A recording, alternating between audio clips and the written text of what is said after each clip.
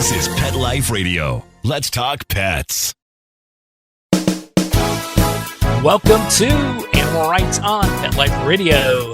This is your host, Tim Link, and I'm so glad you joined us today.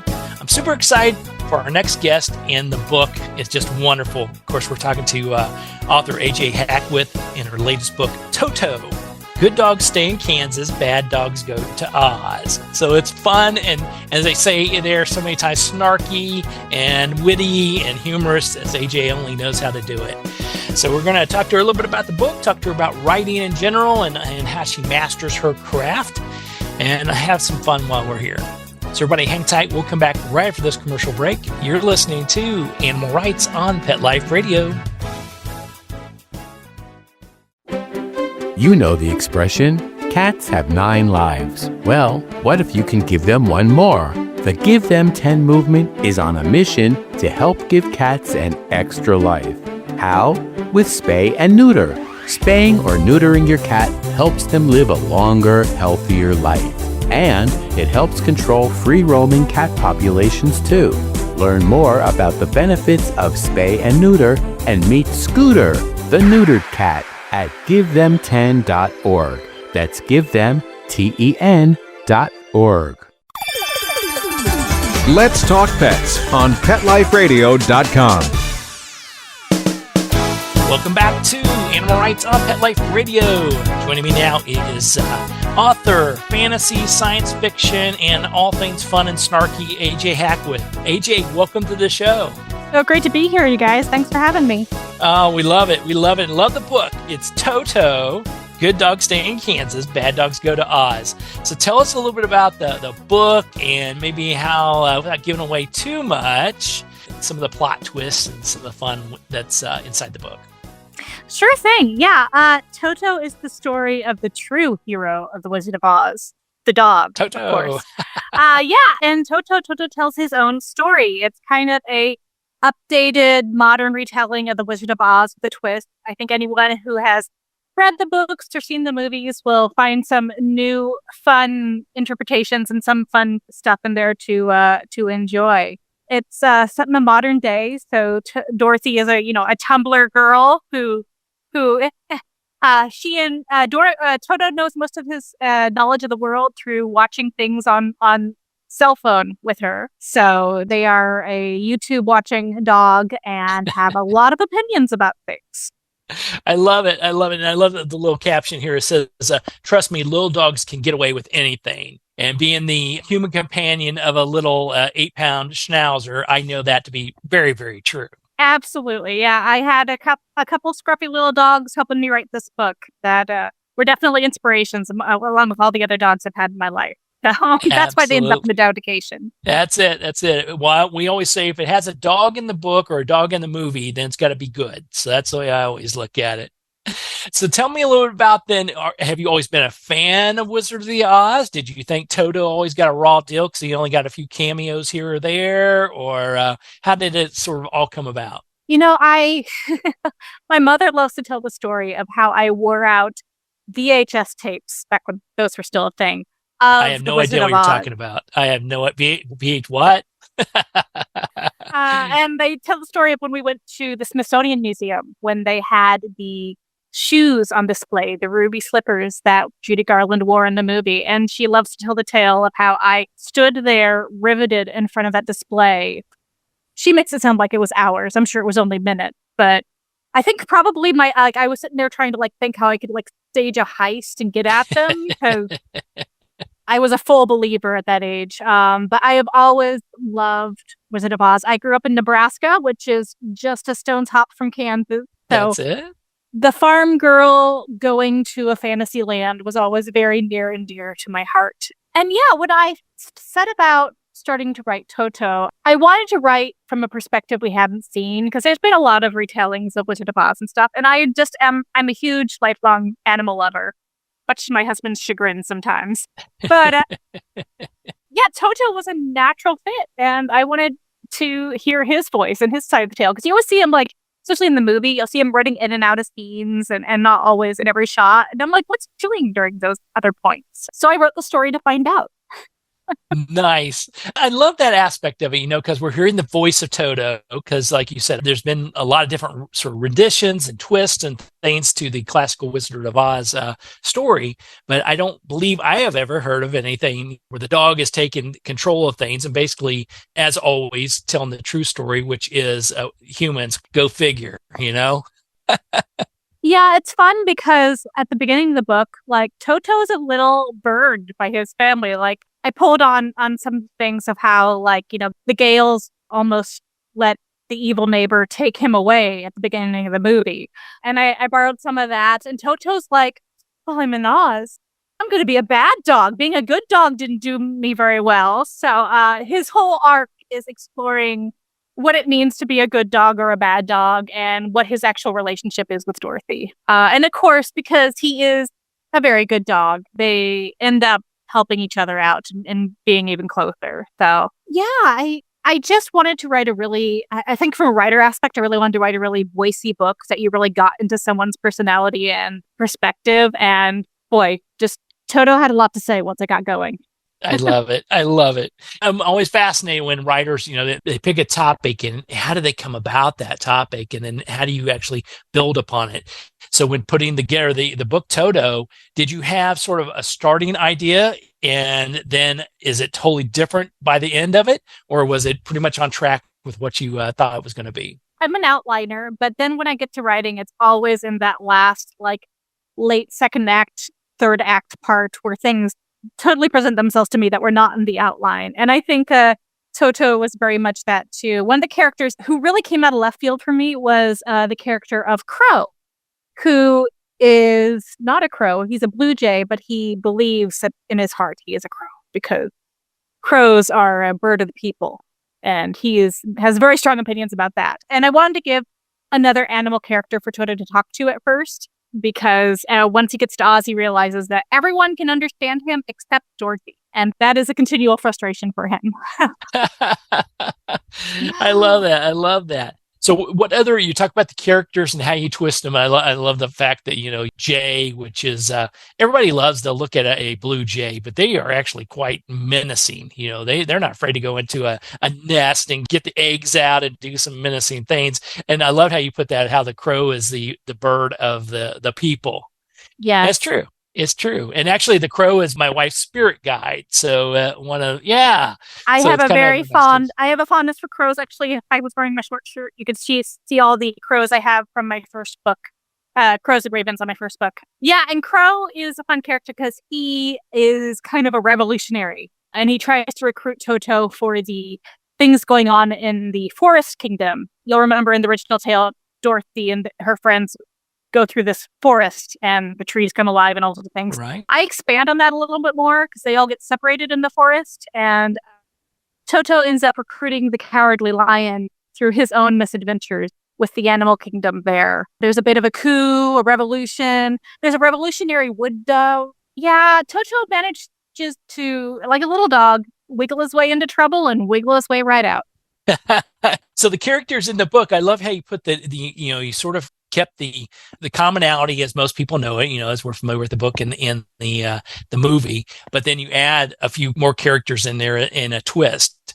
Did you feel as a writer that you, like you said, needed another character, a supporting character to Toto, or was it saying there's some fun playing here I can do with the characters?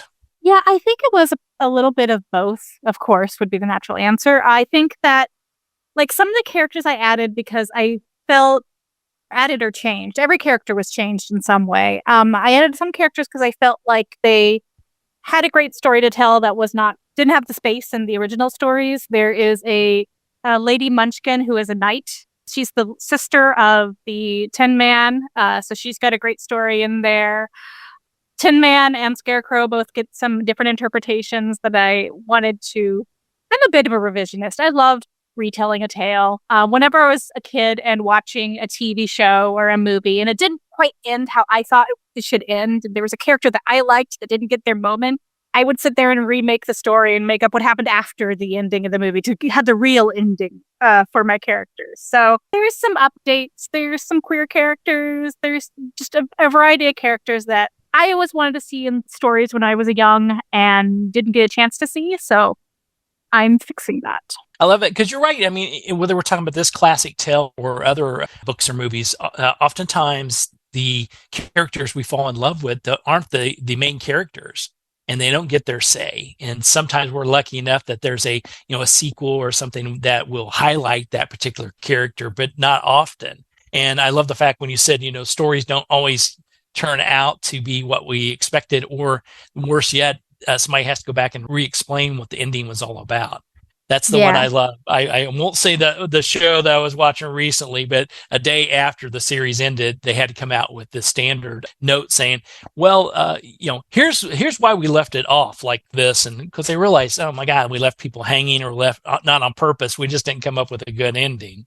Yes. I was in college. I watched the Battlestar Galactica series when it was the remake on Sci-Fi Channel, and that ending had a lot of people confused.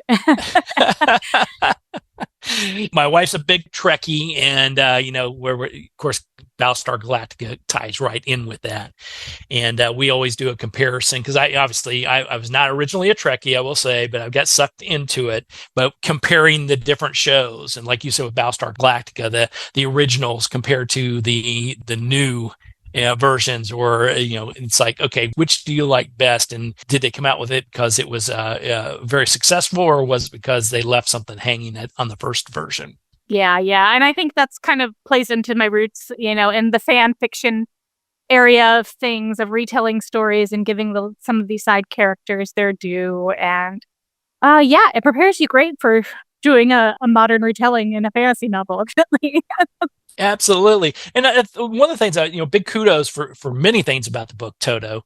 But what I caught on when I read through it was the fact that it's for all generations, I'll say, for all age groups. I'm not sure if you were originally targeting the young adult or what the target market was, but I see this for everybody enjoying it because everybody is familiar with the series and, the show and the movie and the book.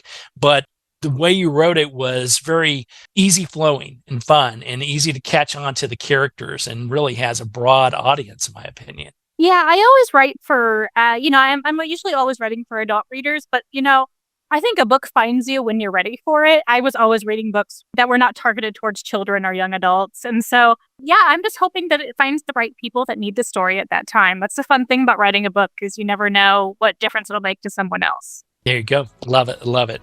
All right. Well, we're going to take a quick commercial break. We'll come back and continue our conversation with author A.J. Hackwith about her book, Toto. And then we'll talk to her a little bit about writing and her craft, and also her Hell's Library trilogy and how this differs from that. Or is it the same? So everybody hang tight. We'll come back right after this commercial break. You're listening to Animal Rights on Pet Life Radio. Hi, this is Tim Link, animal communicator and pet expert and host of Animal Rights on Pet Life Radio. Have you ever wanted to know what your pet is really thinking? Do you want to find out if they truly understand what you're trying to tell them? Or wish you could build a better understanding and closer relationship with your pet? Well, now you can. Learning to Communicate with Animals is a 4-part on-demand workshop. In the workshop, you'll learn the essential techniques that are necessary to communicate with animals, including what is animal communication, breathing correctly to achieve the perfect state to communicate with your animals at a deeper level, using guided meditation exercises, a method to communicate with animals, and how to send and receive information from your animals. So if you're wanting to learn how to communicate and connect with your animals at a deeper level, visit petliferadio.com/workshop and purchase and download Learning to Communicate with Animals. You'll be glad you did.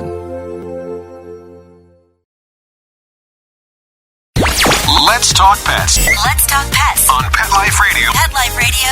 PetLifeRadio.com. All right, welcome back to Animal Rights on Pet Life Radio. Continue our conversation with author A.J. Hackwith and her book, Toto. Good dogs stay in Kansas, bad dogs go to Oz. Now, AJ, when people pick up a copy of the book, and I said, it crosses many age groups, in my opinion. Everybody's going to have fun with the book. It's just a super book. What was your goal, and what is your goal when people read it? Is there a certain thing you're saying, wow, if I hear this back from the fans and the audience, then I've done my job? I think with Toto in particular, I wanted to open up the story for modern readers, definitely. If I have younger readers and stuff that discover it later on, I think that's great. I love The Wizard of Oz, but having reread through the original 13 books for 11, 13 or 11 original books by Baum for before writing Toto, there's some stuff in there that hasn't aged great. And so it was fun to do my own twist on it. And I think that the other thing, this became more important to me because as I was writing Toto, I had a little Chihuahua mix rescue that was struggling with cancer through writing most of Toto. And she'd ended up passing like just before the book came out. And I remember as I was writing the book, towards the end there's a exchange with Toto that when I was writing it, I really stopped and I wanted to take that moment to say what I'd always hoped these little dogs would say to us if they could talk to us upon parting or before they're parting. And I think if that can reach oh, hi, buddy. I got my little scruffy dog right here. If that can reach someone else who's struggling with a loss or struggling with an impending loss with these pets that we love so much and are just major parts of our lives, that would be really special to me too. And I've already gotten a note or two like that from some readers. And that's just a gift that I am so excited to be able to give because I know it would have meant a lot to me during certain times in my life. Absolutely. Well, we're sorry to hear about your pup's transition, but, sort of your muse throughout the whole thing, got you to the end and ready to publish the book. So I think job well done for sure. Definitely. Yep. Mochi was a sweet little dog. And as you can see, I know this is audio only, but my new scruffy little dog, who is a little Russell Terrier mix, just popped up and came in to visit and say hi. That's right. Making sure you get it right. And your pup's name is? That's Percy. Percy. A very, very fancy name for a very scruffy dog. Oh, that's a beautiful puppy. Come on now. Well, I'm glad Percy's keeping you straight during the interview. So that's the important thing. Well, let's talk a little bit about then writing in general. You had a very successful trilogy, Hell's Library trilogy, and then you come up with the book Toto. How were they parallel? Do they have any commonalities? Did you learn a lot from the trilogy that you could parlay into this book, or did you say, I want to do something a little bit different? I of course learned a lot through writing the trilogy. And Toto was actually not scheduled to be the first book I was writing after the Hell's Library trilogy. I was due to write a different book, and I got to writing that. And it was a very personal, it was a American road trip fantasy book. And it was a very personal to me about a lot of stuff from my growing up in my Midwest, my family, that things. And while I was writing that book, I was struggling because my family was going through some medical emergencies to my parents, and it got too personal and too heavy to the point that it was not a book I could write right now. And so when I went back to my editor with this, we started brainstorming what else I could write. And, Toto came to the rescue. It really was. It was a book that was more focused. It was one character narrating it instead of the multiple characters I have in Hell's Library. And it was just a fun book. I mean, it was just fun to write. I love that because I do have this belief that if it's fun to write, it's more likely to be fun to read. And Toto was really the relief, the safe place I got to retreat to and write when things became really hard for me in my personal life. And that's kind of what little dogs do for us. They're there for us when things are rough. There's a lot of differences. I think that, I can't resist throwing in my humor. So if you like the humor in Toto, you might like the humor in Hell's Library or vice versa.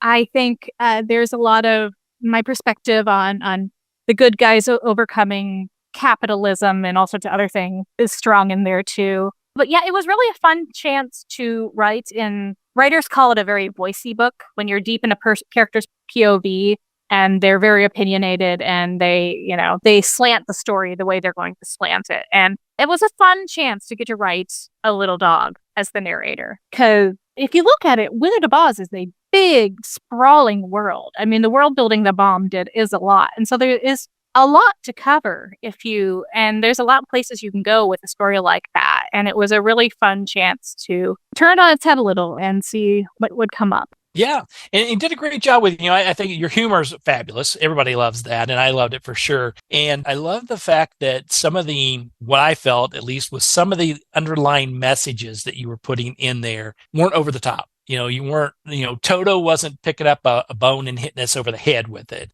He was sort of nudging us along to get us to think a little bit while having a lot of fun and going on this journey with him. So, I think you did a great job of sort of paralleling all that. Still get a good message, have a lot of fun with it too. Yeah. And I think at the heart of all my stories is like I try to focus on the characters. And it was really the characters and their relationships with each other that make the heart of the story. So, Toto didn't need to knock anyone over the head with anything because he had Crow to do that.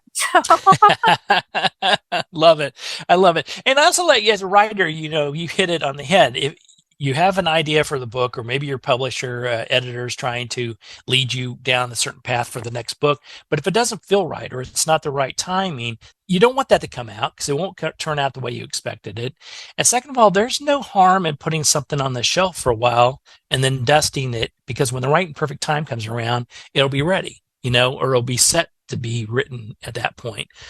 So I love that. I've had opportunities to publish, and some of the books I thought, wow, this is the one it's going to be. That's not ready for that. But later on, they're like, do you happen to have something that's like this? And like, yeah, just so happens, blow it off the library stand here, and I've got some framework. So I love that. I love that you as an author, as a writer, saying that book's not quite ready. So let's talk about something else that I think that I'm ready for, and if I do it the right way, which I will, the audience is going to be ready for.